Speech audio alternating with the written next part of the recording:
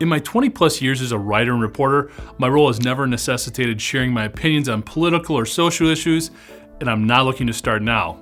I have, however, covered a fair number of stories involving questionable inventory management practices and confusing government asset allocation.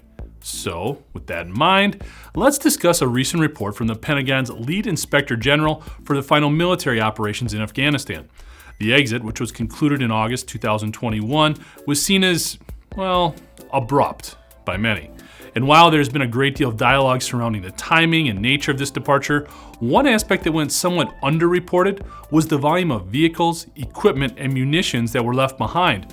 Over the final 15 years of the conflict, the U.S. supported the Afghan National Defense and Security Forces, the entity that would collapse after U.S. forces left and the Taliban took control, to the tune of over $18 billion in weapons, munitions, and equipment. And according to the Pentagon's report, more than 1/3 of this total was still in the inventory of the ANDSF when U.S. troops left, meaning it now belongs to the Taliban. I'll save you the math. The total is over $7 billion and comprises an impressive inventory. According to the report, this includes military aircraft valued at over $923 million and over $294 million in supporting munitions. The motor pool is also well stocked with over $4 billion in vehicles, including Humvees, the heavily armed MRAP or mine-resistant ambush protected vehicle, as well as many others.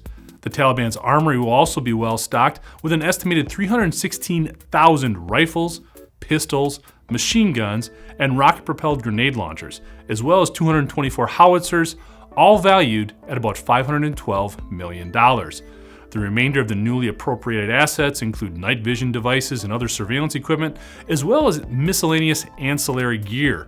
My best guess says there's a lot of gas masks, water tanks, and radios that never left the desert.